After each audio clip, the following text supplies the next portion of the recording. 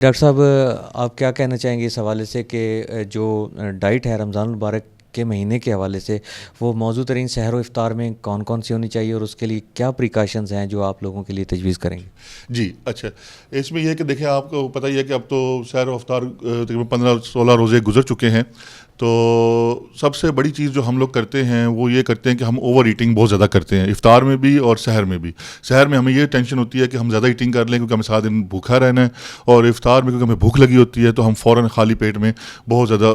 کچھ ڈال لیتے ہیں اور بہت زیادہ اوور ایٹنگ کر لیتے ہیں. تو دونوں ہی نقصان دہ ہیں، افطار میں بھی اور سحر میں بھی اوور ایٹنگ کرنا. تو اس کا طریقہ کار اگر آپ پریکاشنز پوچھتے ہیں تو سب سے بہترین طریقہ کار تو یہ ہے کہ ایک تو کم سے کم کھایا جائے، دوسرا اسپائسی اور آئلی جو ہے یعنی کہ چکنائی اور مسالوں کا استعمال جو ہے یہ کم کیا جائے، اور کھانا کھانے کے فوراً بعد لیٹا نہ جائے. جیسے کہ ہم سحری کر کے ہم کیا کرتے ہیں، نماز پڑھتے ہیں اور فوراً جا کے سو جاتے ہیں کہ جی ہم نے پھر دوبارہ اپنے کاموں پہ جانا ہوتا ہے، تو اس سے پہلے 1-2 گھنٹے جو ہمیں ملتے ہیں ہم اس میں سونے کی کوشش کرتے ہیں، جبکہ اس میں سونا نہیں چاہیے، خاص طور پہ لیٹنا تو بالکل نہیں چاہیے. تو اس میں ہمیں یا تو بیٹھنا چاہیے، فوراً چلنا بھی اتنا اچھا نہیں ہوتا کھانا کھا کے. تو اس میں ہم اسلامی طور پہ بھی ہم یہ کر سکتے ہیں کہ ہم اس میں کوئی بیٹھ کے عبادات جیسے کہ قرآن پڑھنا یہ چیزیں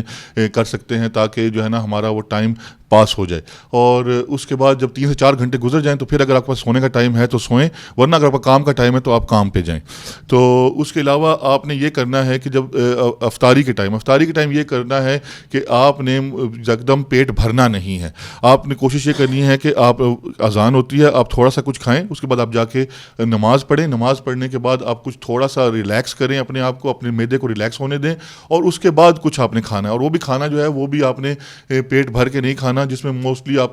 چاہیں تو عشاء سے پہلے یا تراویح کے بعد آپ اپنا جو ہے نا ڈنر رکھ سکتے ہیں. اور اس میں بھی ڈائٹ کو آپ نے اپنا کم سے کم رکھنا ہے. ایک تو یہ، دوسرا یہ کہ آپ نے پانی کا استعمال جو ہے وہ کوشش کرنی ہے زیادہ سے زیادہ کرنا ہے، کیونکہ آج کل روزے جو ہیں وہ 13 گھنٹے سے اوپر کے روزے ہیں. جب 12 سے 13 گھنٹے سے اوپر روزہ ہو جاتا ہے تو اس میں ڈی ہائیڈریشن یا پانی کی کمی جسم میں ہونے کے چانسز ہوتے ہیں. تو اس میں یہ نہیں ہے کہ آپ نے افطار ہوا تو فوراً 2-4 گلاس اکٹھے پی لیے، لیکن آپ نے افطار سے لے کر سحر تک جتنا ٹائم آپ کے پاس ہوتا ہے 10 گھنٹے، اس میں ڈیوائڈ کر کے آپ نے کم از کم 1.5 سے 2 لیٹر پانی کا استعمال اپنے جسم میں کرنا ہے تاکہ آپ کے جسم سے پانی کی کمی نہ ہو سکے. اور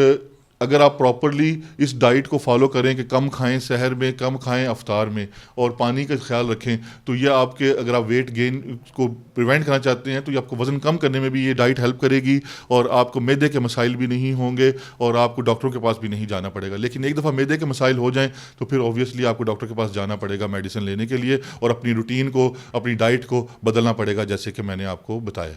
شوگر کے پیشنٹس کے لیے آپ کیا کہیں گے؟ اچھا دیکھیں، یہ شوگر کے مریضوں کو میں ہمیشہ یہ بتاتا ہوں کہ جو میرے پیشنٹ ہیں شوگر کے، کہ آپ لازمی ایک دفعہ مجھے رمضان سے پہلے چیک اپ کرا لیں. اور اس میں جو 3 مہینے کی شوگر ہوتی ہے اور خالی پیٹ شوگر ہوتی ہے، یہ ہم لازمی ہر پیشنٹ کی کرا لیتے ہیں رمضان سے پہلے، اور دیکھتے ہیں کہ ان کی شوگر، ان کی ادویات پہ کتنی کنٹرول ہے. کچھ دوائیاں ہوتی ہیں جن کو ہم نے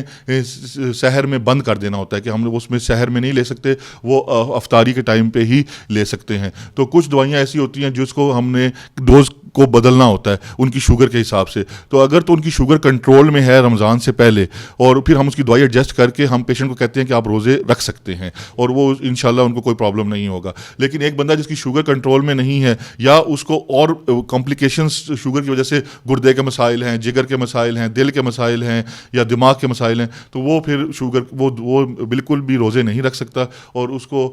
جو ہے نا اللہ تعالیٰ نے اسلام میں بھی اجازت دی ہے روزہ چھوڑنے کی، اور وہ روزے کو چھوڑ بھی سکتا ہے میڈیکل گراؤنڈز کے اوپر، میڈیکل ایشوز کی وجہ سے. باقی یہ ہے کہ ڈائٹ کنٹرول کر کے اگر آپ شوگر کنٹرول کر لیتے ہیں، میڈیسن کے اوپر شوگر کنٹرول ہوتی ہے، تو آپ روزے رکھ سکتے ہیں.